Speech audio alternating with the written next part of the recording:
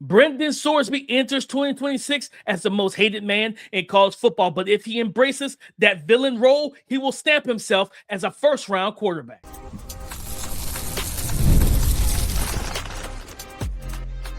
You are Locked On NFL Draft, your daily podcast covering the NFL Draft. Part of the Locked On Podcast Network, your team every day. Welcome back to the Locked On NFL Draft Podcast. I'm Damian Parson. That's Keith Sanchez. On today's episode, we're taking Brendan Sorsby, the newly found, I won't say innocent, but he can play. He's eligible to play in college football in 2026 for Texas Tech, the Raiders quarterback. Brendan Sorsby, we're going to explain our grade, give you the concerns, and start off with the pros. Keith, when you look at Brendan Sorsby, who I believe is, 6'3", 230-pound quarterback. He started his career off at Indiana, transferred to Cincinnati, and now he's got a home in Texas Tech and everything. Keith, when you turned on the tape, and for those who need to know, he completed 61.6% of his passes, threw for 2,800 yards at Cincinnati last year for 36 total touchdowns. Keith, what positively stood out to you on film when you studied Brendan Sorsby? Man, this guy is a fun watch. There's a lot there, and listen, I want to explain to the listeners that obviously this is a name that's been in the news a lot recently, right? For the off the field situations. Even during the season, he was discussed a little bit. This was my first time getting eyes on him. So this is my initial reaction, right? It's the first time I'm speaking on this. I like this young man. I think he can ball. I think that's my statement. I think he can ball. What do I like about him? I think there's physical tools that leads from the running ability. I think he's a true. You almost could probably put him in the bucket of dual threat quarterback. Because when he tucks the ball down and run, there's multiple runs throughout last year's film, the 2025 season, where it's been 20, 30, 40, 50-yard runs. And if there's not high caliber athletes on defense, it appears that he can pull away from them. Not only that, he has an element of elusiveness. Like you're talking about going forward and putting that foot in the ground. There's some things that running backs don't do well, right? As far as putting foot in the ground and getting vertical. And I watched him do that. So the physical tools, when I talk about the athletic ability, that side, but then now you go into the throwing ability with the physical tools. I think there's plenty enough velocity on his throws. Good zip. I thought that, and this may go into the cons also. He threw with different arm angles at times. And then also, as far as being able to push the ball vertical, there's plenty enough arm strength. The ball doesn't appear to die when it gets to the deeper portions of the field. No, Keith, I'm with you. He's definitely a fun watch. Like the arm flexibility, the ability to throw from off different platforms with his feet. Now, I'll say this, and I'm big on technique with quarterbacks. I feel like he's a technically sound quarterback. Like you don't see a lot of heel clickiness. You see him transfer weight properly. He throws from a good base. But if pressure is getting back there, he is able to lean off of one foot and still sling the rock. And he has that arm talent to where it's like, some guys have to be like their base has to be completely sound for them to get the maximum velocity and strength behind the ball. He doesn't. Like there's a throw. I think he threw it to Jeff Caldwell, the big freak athlete that he had at wide receiver. And I think he was almost leaning. He was in the pocket. He felt pressure from his left side, from his blind side. He's leaning to his right, and he just kind of sidearms it down the field. Right ball placement, right outside the outside shoulder, and Jeff Caldwell makes the catch. Keith, fun player. Like again, like he gives you a lot, and you talked about it, right? Like the dual threat bit. I think he had like 500 rushing yards last year. Yep. He's a guy that you have to. You talking about playing a hat on defense, 11 versus 11. He's that type of quarterback that he can hurt you from his own 25 running the ball, and he can absolutely hurt you inside your own 5 in the red zone, where you have to account for him in the run game. It's not just, hey, their run game is traditional. It's just running back. And no, it's running back and quarterback, because they ran speed option. They ran QB power. They ran QB zone reads. I'm pretty sure I probably saw a counter in there when I was watching on film. Like they do different things with them, and especially in the red zone, he had some carries in the red zone where, like, you see him just run through the line of scrimmage. Like he just moves a power as a power running back, as a power running quarterback. So he gives you that play calling flexibility to open up the playbook with him. Whereas like, you know what? I don't have to keep you in the pocket. I don't have to keep you stationary. Like I can move your launch point. I can move you out of the pocket, things like that. And like you said, the velocity, Keith, like watching him drive some of these throws, like just back foot hits, he sees it, he just rips it. And I'm just like, that's what we like to see, right? Like, you know what I mean? Not just a far hash sideline throws, but just in the middle of the field. And he throws with touch, which is something I like too. I like my quarterback. Hey, put some air underneath the throw, right? Like you think about playing against zone defense in the NFL, you got Fred Warner just hovering and lurking in the middle of the field. You got to put that over. I think Fred Warner's like 6'3" himself. You know what I mean? And he's a great athlete. You got to layer that over the top of Fred. You know what I mean? You can't just put that on the line. Put enough air into that so that the tight end or that crossing route or whoever can be able to catch the ball. So I think he's a guy that physically is not much that he can't do. Like he gives you a total package from a physical standpoint, where that's where the hype comes from, right? Like people were excited for him, hoping, a lot of draft people were hoping, man, he gets to go back for one more year. He goes to Texas Tech and a program that's better suited than Cincinnati. He gets protected. He's got a good defense, things of that nature. Hey, be honest, Keith, you swap him out for the quarter. I don't even remember the quarterback's name that was on the team this year, but you swap him out, Sorsby, they probably beat Oregon. Like they could possibly beat Oregon. There's a reason why they didn't beat Oregon, because they couldn't score points because their quarterback kept turning the ball over and making bad decisions. Was it Bear Morton? Yes, I don't know why that name Aaron is. Morton. That's okay. Yeah, I was making, Aaron Morton. Like, I don't know why that name is popping up. I feel like it's that because that experience that we went through in that playoff game was memorable, Keith. It's not for a good thing. So no, I think you put them on that team, they probably go a little bit further than they did this past season. Yeah, to hit on a couple other points too when watching them, things that stood out. This is a young man that has some moxie to him. He plays with confidence. I think the confidence jumps off of the field, and we discussed this with Lenore Sellers, right? When the chaos comes about, right? Like when there's chaos, and we say that Lenore has a decision to make to calm his mind and be like, I'm in control of this, or keep it sped up and make a erratic decision. You see Brendan calm his mind. Like he looks like, it looks like he's telling himself like, oh, this is chaos. I've been here before, right? Yeah. Let me make a decision with the football, get rid of the football. Also, sideline throws.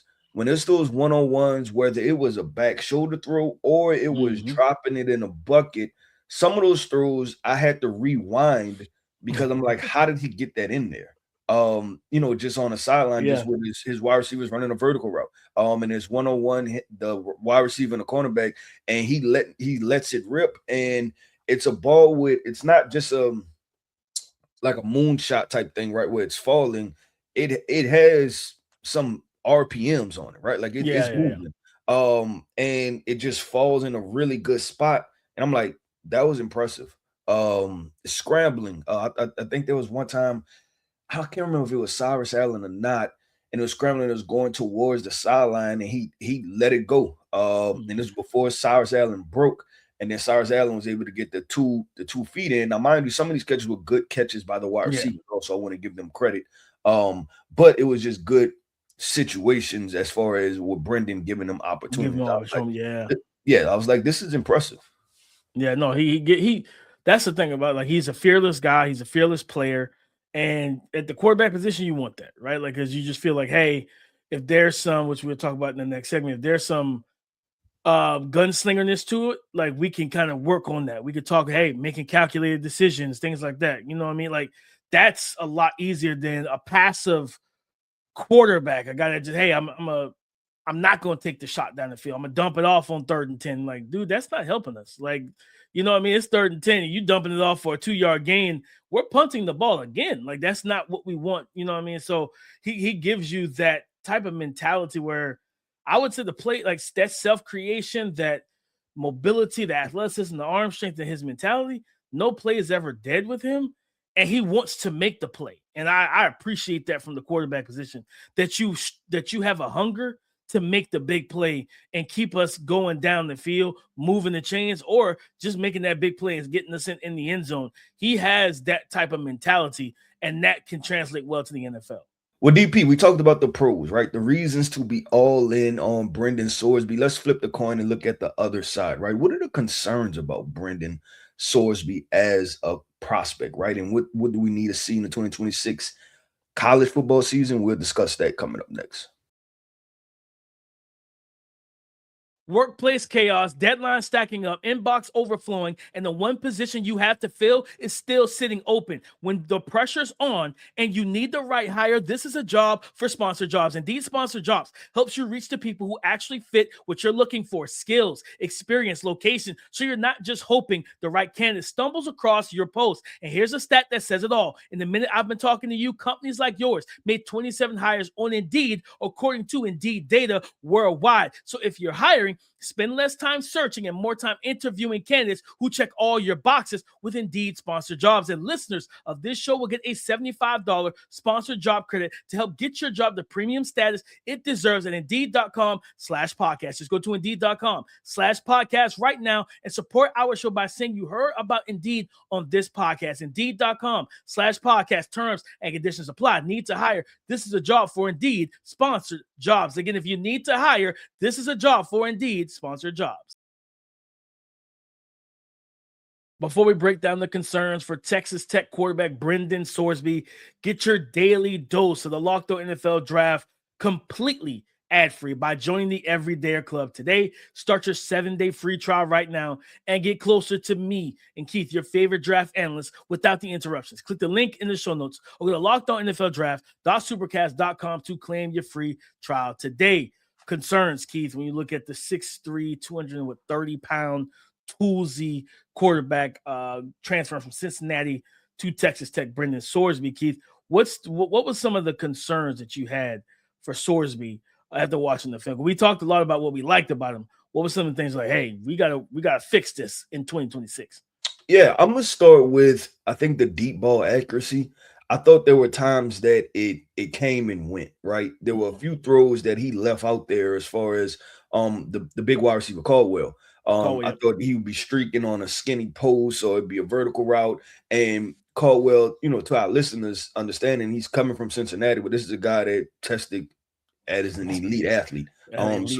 He was creating separation at being 6'4", 6'5", right? And there were throws that I thought that he missed, whether he overshot them or whether it overshot them both ways, right? Overshot them running vertically or overshot them as far as, even if they're running vertical, he put the ball in the wrong spot, left or right? And the ball fell short. So those type of throws, when you're talking about translating to the NFL, you got to have that, right? When the NFL offensive coordinators, the head coach dials up a deep shot, because you don't get many of them, especially in the NFL, you have to be able to connect on those. So that was the first thing that stood out to me when I was watching Brendan. I was like, because at one point I almost jotted down and knocked him totally for, I want to say, not having deep ball accuracy, but it being a true concern. But he hit enough shots that I was like, okay, it's not that he doesn't have it, it's just inconsistent. It's like, how do we improve those consistencies? Yeah, no, kid, that was something I jotted down too, was inconsistent accuracy with him.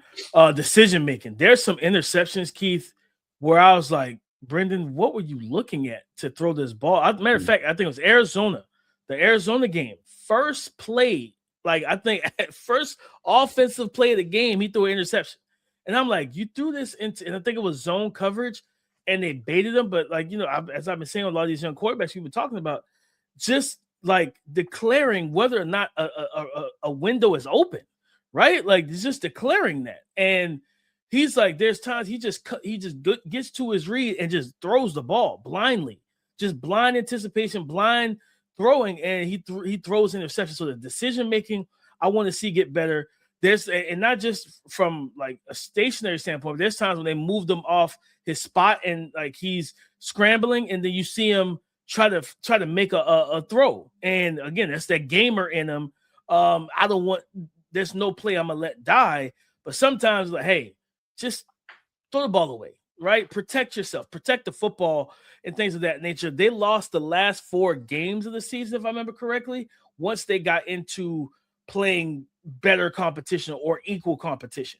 And his play kind of declined in those games, and some of those games weren't really close. So I want to see him just take that step forward. Again, he threw for 2,800 yards, right? This wasn't like a Garrett Nussmeier 2024 season where it was 43, 4,400 yards passing in the SEC, and everybody's like, man, this dude should be a first-round pick, right? And honestly, he should have probably came out. He would have went higher than he did this draft, right? So, again, guys, going back to school isn't always a great thing. Like, we just keep trying to tell y'all that more exposure isn't always the best thing. But it's not that he's coming off that wild statistical season and everything, Keith, but the tools are there. He's got to harness that aggressiveness and that playmaking ability to, hey, managing the game. Similar to what we talked about with Lenore Sellers.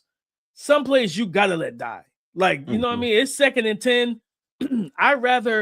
If it's 2nd and 10, I'd rather you throw it away and we work on 3rd and 10. Then you throw it into double coverage, and now the opposing offense has the ball because they just picked you off. I'd rather you learn to manage the game. I think that's going to be the next part of his development is managing the game, managing that aggression and that playmaking ability to where it doesn't harm the offense, right? Like that you can, because it can go, it's a two-sided coin, right? Like, what's it? I think it's a Batman, like Two-Face or whatever his name is. It's a two-sided coin. Like you flip the coin, it could be a 60-yard bomb or it could be a 60-yard interception return. Like you got to make the decision of what it's going to be. And he's got to do a better job of that. That's probably some of my biggest concerns was when he faced good competition. I think going into that Utah game, there were people going on Twitter, like I remember talking about him. And I'm like, okay, let's see how like Utah's that game. And from Utah to the end of the season, it just went downhill.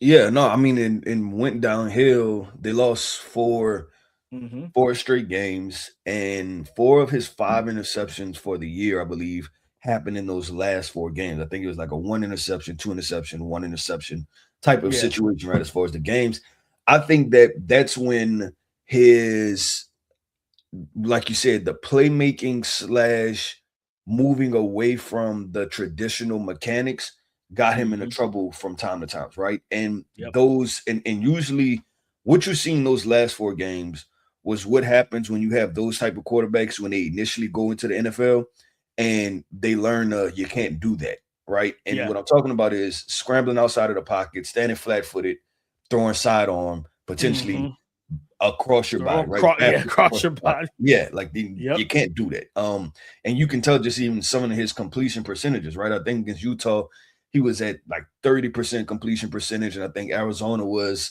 around 50%, right? So there's a lot to be said, and it's going to be interesting following him. Obviously, now at Texas Tech, he got the injunction, and now he's eligible. There's going to be a big target on his back, right? And so how does he – this is what I'm going to be paying attention to as far as the improvement part is how does he handle that?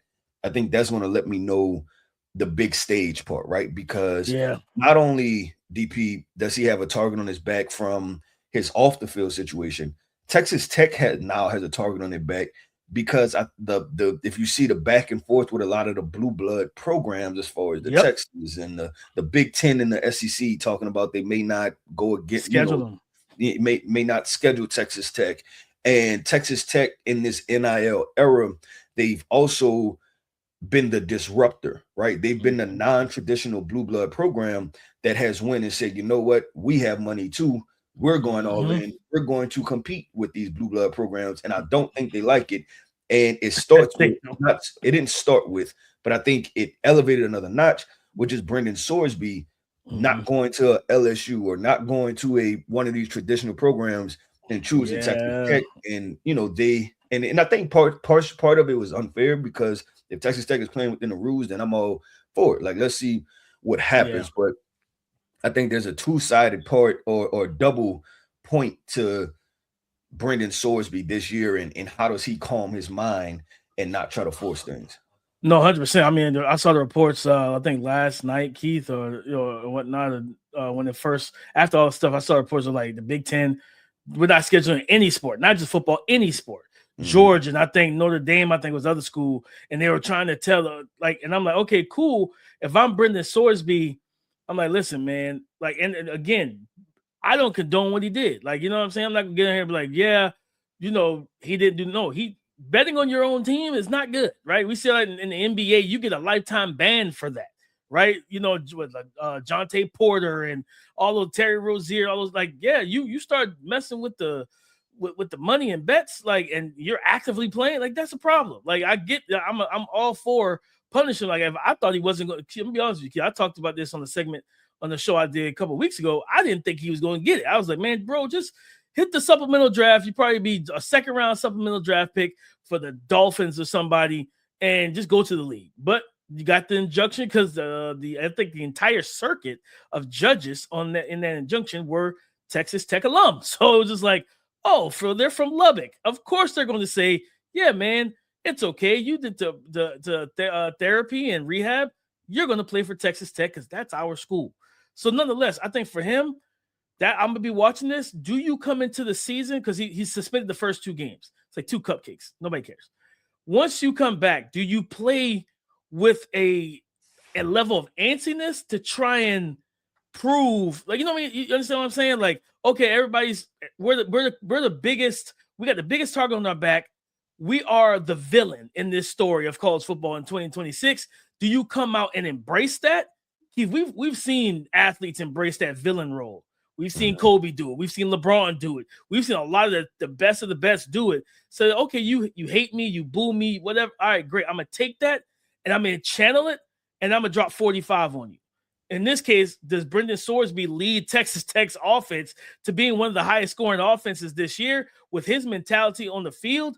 I'm interested to see how he plays, especially early on once he come off that suspension. Yep. With DP, let's do this. Let's continue this conversation into the third segment because I have a couple points that I want to get into from what you just said, but we need to transition into the next segment. So coming up next, we're going to keep this discussion going on about the Brendan Sorsby expectations. And you know what we do, man. End of the show, we drop the draft grades. What's the draft grade for Brendan Sorsby? So we're going to discuss both of those points coming up next.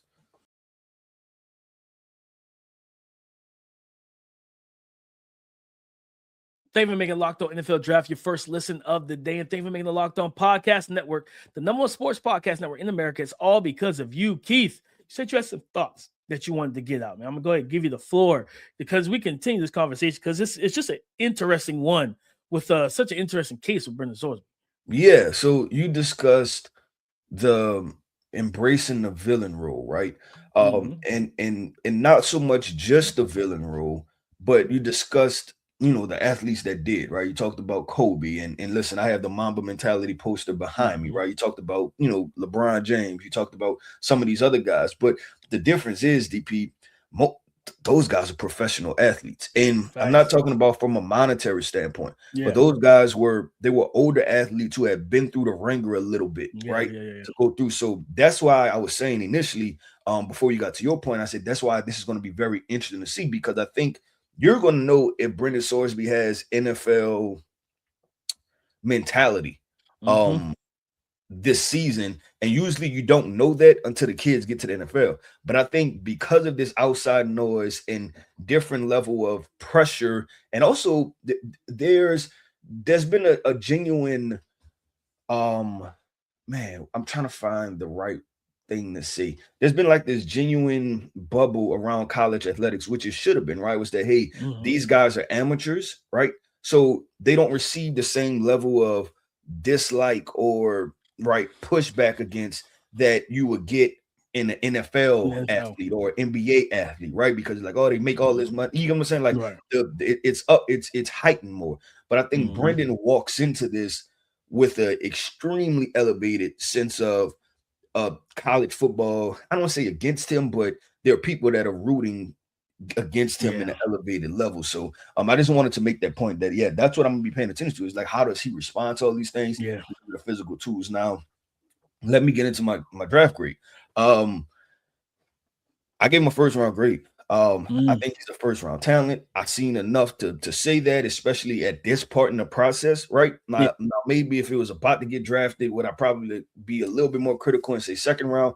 But I gave him a first round grade. Like, this is the part where in the drafting community, you're optimistic about it, right? Like, okay, if they get a little bit better, first round guys. I gave him a first round grade.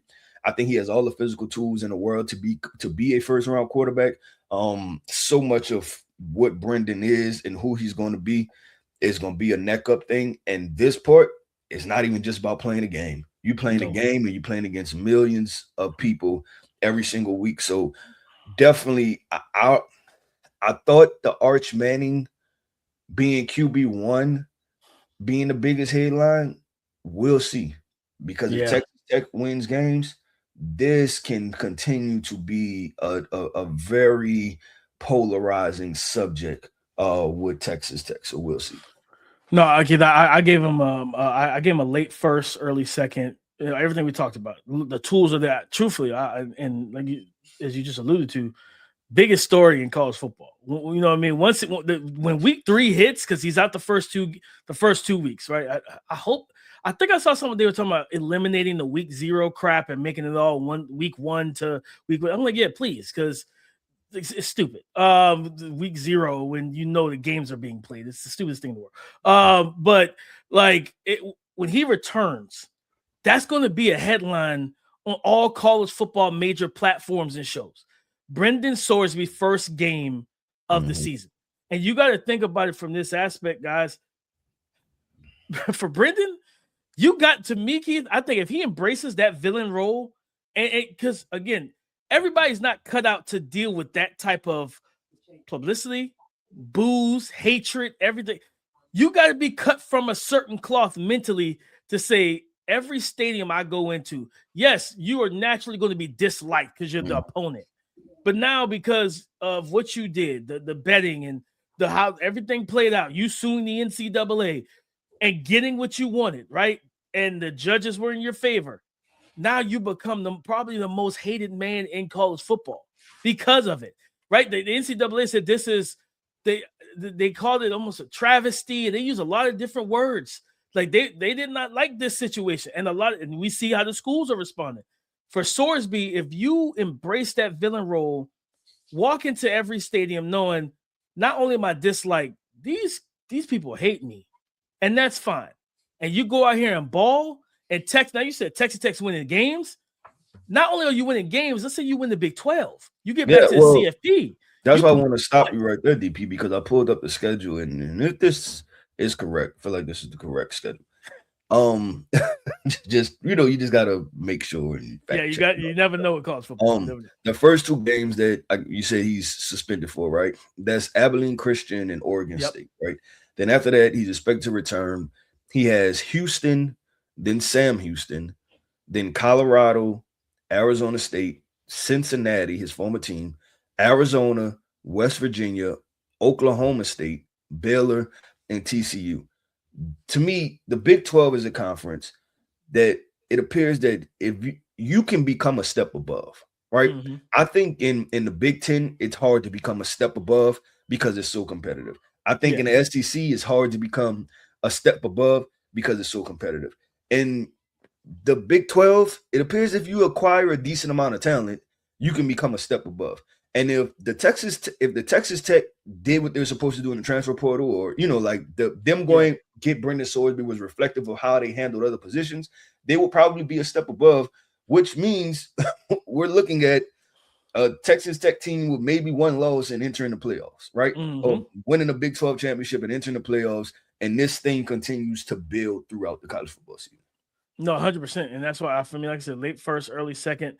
I think he cleaned up the inaccuracy, the inconsistent accuracy you talked about, clean up some of that decision making, learning when to live, when to let plays live and die, when to extend plays, when to throw the ball away, protect the football more, especially in those big game, in those high, to be completely young. Remember, Keita, and again, it's professional athlete to college athlete, but remember when that first year of the Miami Heat, the Super Heat, when it was Wade, Braun, Bosch, and everything that first year. Getting a lot of LeBron references. I'm wondering if you're becoming a LeBron fan. You know what I'm saying? There's been a lot because you said it on the last episode a couple of times too. I think there's a transition happening. It's not. I like Braun. I like Braun. But no. I mean, Keith, what you remember how? Did I No. You're good. You're good. When they walked into stadiums, it was just like a cloud of hatred from every NBA fan base. It was like, we hate y'all. We want nothing to do with you guys. Like, y'all created a super team, stuff like, because all of them were in their primes at the time. And that was something we've never seen before. Brendan Sorsby, I need you to understand, you about to walk into every stadium like that, bro. Like, you about to face Houston. If you face Houston on the road, you're going to deal with that same type of energy. It's not just when you get to the end of the schedule and you're playing a better, you're going to have to deal with that from a mental standpoint every single away game. You know what I mean? And you're going to have to deal with news clippings and not just, no, it's not the 60s, not news clippings, social media posts and comments on TV where you're going to have some analysts still rooting against you. Like, he shouldn't be playing in the first place. I don't care how well he did. Like, you're going to have to deal with that. And if he does that, Keith, and he responds well, this is a guy who could push himself into the top 10. Because when you're 6'3", 6'4", 230, with that level of athleticism, that arm talent, the arm flexibility, the flashes of accuracy, and just ease of throwing the football, and you have that gamer mentality, all you got to do is clean up those rough areas and really take a step forward, and you're going to silence all the doubters. You talking about these fans being ready to hate you and boo you, and then by halftime, you up 21 points, you got 3 touchdowns thrown, and they're sitting there with their hands in their lap, like, what do we say now? Like, we're losing. We can't, like, our team has scored 0 points and they're up 21. You got to go and handle your business now. You made yourself the most hated man in college football by going through this lawsuit. You got your injunction. You're going back to school. Embrace that villain role. Accept everything that comes with it and go play well. Yep. DP, I'm going to wrap with this point. It was Damian Minso, I believe, that I put him in that bracket of quarterbacks, right? When I said the style of play, right? Mm-hmm. And I talked about, who was it? It was Patrick Mahomes, Cam Ward, Caleb Williams. I think that he's in that bracket too, of those freestyling type of off-platform, making things happen, that type of style of quarterback. I got a name for you, Keith. I thought about when I was watching. I got a name for you, Carson Wentz. Not the this version of Carson Wentz, but like the MVP. Not saying he's gonna be MVP like when he first get to the league, guys. But when you look at the body type, the arm angles, and how you play, it reminded me so much of watching Carson Wentz. Okay, I gotta jump into Carson Wentz a little bit more to be able to further that point. 2 names in the names you probably went more in depth in your bag. My names are probably very surface level, and probably obvious. I went Baker Mayfield and Josh Allen. Like, if those two had some type of baby, right? It would be. Listen, Bills fans already didn't like you a couple years ago, Keith. You comping somebody to Josh Allen, they about to hate you. Listen, I'm talking about the size, the athletic ability, the arm talent. Like, I'm just, and it's okay. I've listened. Bills fans know I was right now. Like, Khalil Shakir was a pretty good wide receiver, right? So let me just double down on them not liking me and tell you, I remember I was right on this. Yeah, it's all good. But DP, that wraps up another episode, man, of the Locked On NFL Draft Podcast. I want to end this podcast off by saying shout out to our everydayers. Thank you for tapping in with us each and every single day. I am Keith Sanchez. You can find me on X at The Talent Code. That right there is my guy, my co-host, Mr. Damian Parson. You can find him on X at DP_NFL. And like we like to say, man, y'all can talk to us because we like to talk back. Go subscribe and follow for free on YouTube, wherever you listen to podcasts to get the latest episode as soon as it is available. Coming up on tomorrow's show, Oklahoma State. We're going to stay in the Big 12. Oklahoma State has a new quarterback, a guy that everybody was looking forward to in the portal, Drew Mestamaker, who left North Texas after lighting it up. We're going to talk about him and what he brings to the table, his pros, his cons, and explain the grade on tomorrow's show. So come and join the conversation again tomorrow on the Locked On Podcast Network, your team every day.